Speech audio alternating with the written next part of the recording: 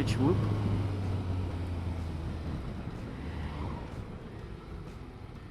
Well, that came up a bit quicker than I thought it was going to.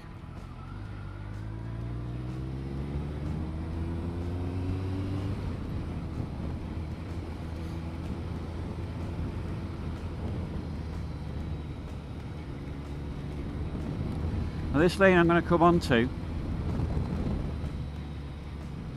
it's the lane I was, the first one I did for the Ellesmere Port lanes.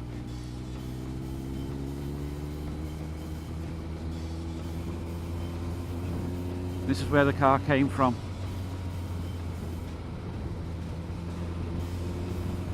Okay, let's go and have a look. I've not been on this lane before. Down just as the street. No idea what that bloody road means, but just be careful about here somewhere. Okay.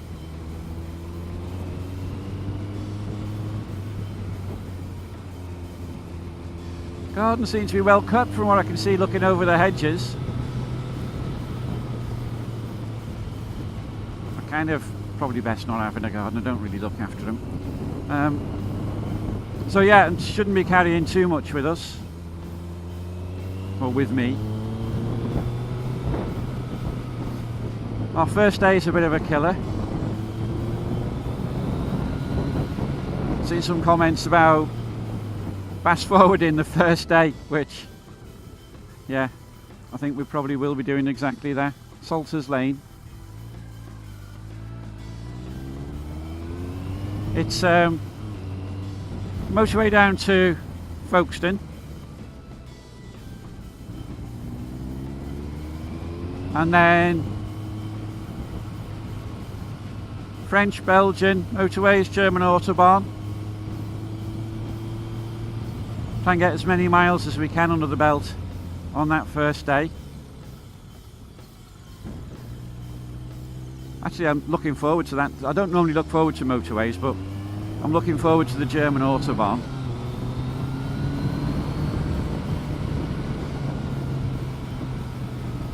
Somewhere where I can legally open the throttle on this thing and see a little bit of what it can do, and Paul will keep up or overtake. Probably overtake, to be fair.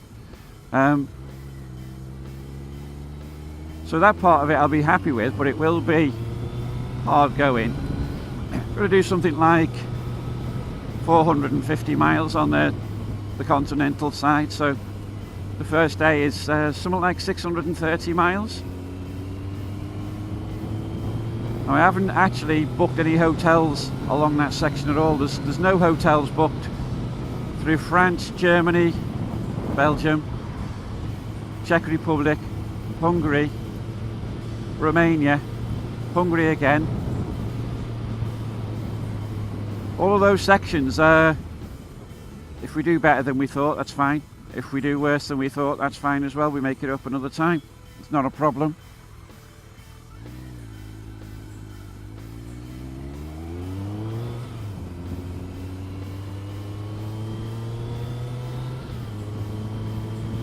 So what we do on that first day matters, but I don't think we should kill ourselves to do it. If we manage it, that's it. Everything's set up for the rest of the trip. If we don't, we just do a few more miles the next day.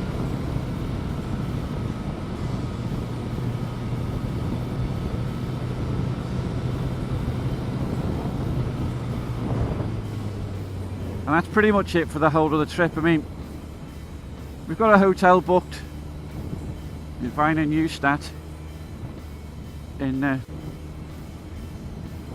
that's been booked because it's a half-hour train ride away from Vienna. I think it's Vienna. I think it is Vienna. And the other one's Salzburg, isn't it?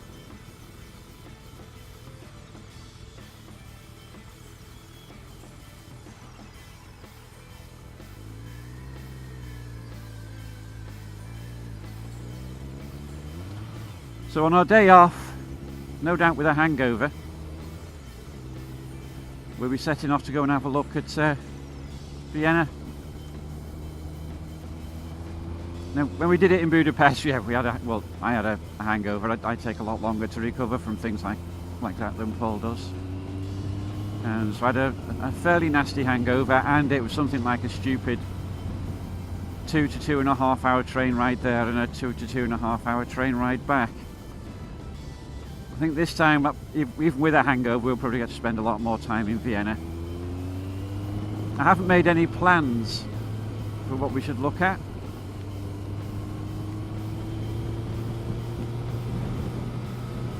Most likely, we'll be walking around the city, looking for somewhere to eat, nice quiet drink. In fact, we can drink as much as we like, it's a train back. And in the backdrop somewhere, like there was in Budapest, there'll be a bloody strip club.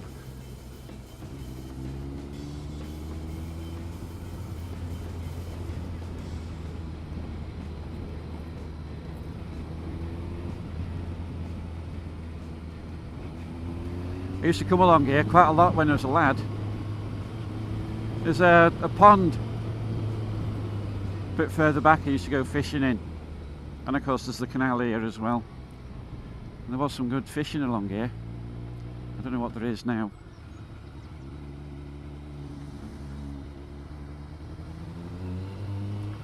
And this hill, I used to come down here on my push bike like you wouldn't believe, and then hit the brakes at the bottom. Now, that was when I was a lad, 14 or 15. I wouldn't mind betting when I get on it now, it's nothing like the bloody same. The cow pats are the same.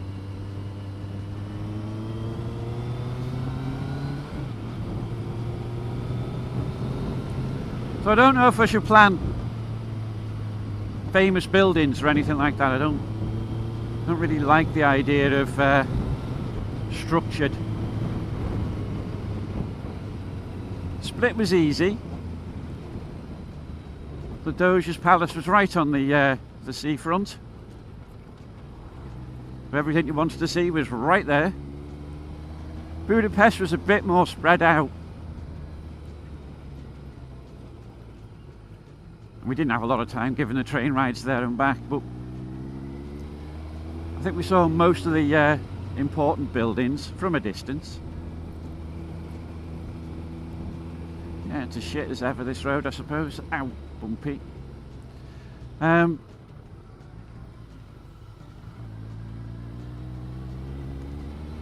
Vienna, I think, has a bit more of an upmarkety reputation, I suppose, but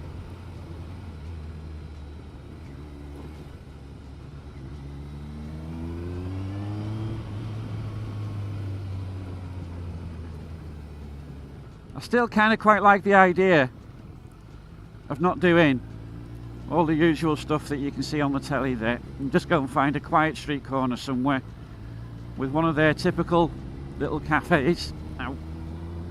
I just sit there and watch the world go by. Buy a few postcards.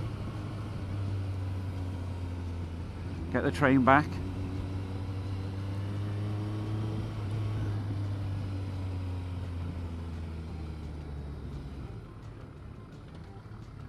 After Vienna,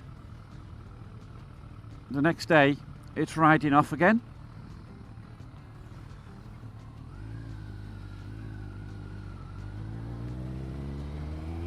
We're heading for the Grossglockner that day. We've done it before. Scary. But this time we're going to do it from the opposite direction. Hopefully have better weather.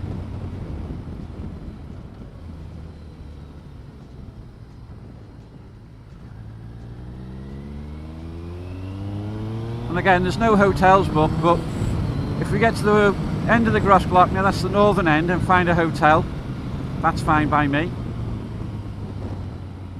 I want to spend a bit of time on the Grossglockner really, because you've got the ride open in a cafe. When we last got there, it was a howling gale, snowing, bitterly cold. So you didn't do anything except sit inside and try and get warm. I'd like to kind of catch it on a better day. Maybe sit outside, enjoy the views.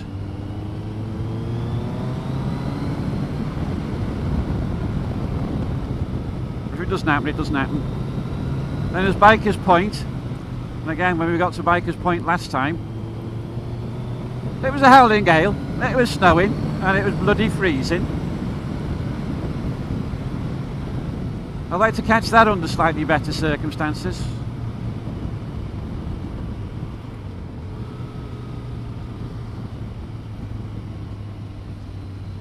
A place called Rake Lane around here. It's not a bad pub. Nice big beer garden.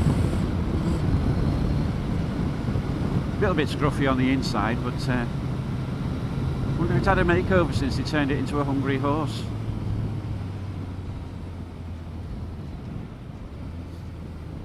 So if we do it according to plan and do the Grossglockner in the morning, I've kind of put aside half a day for it.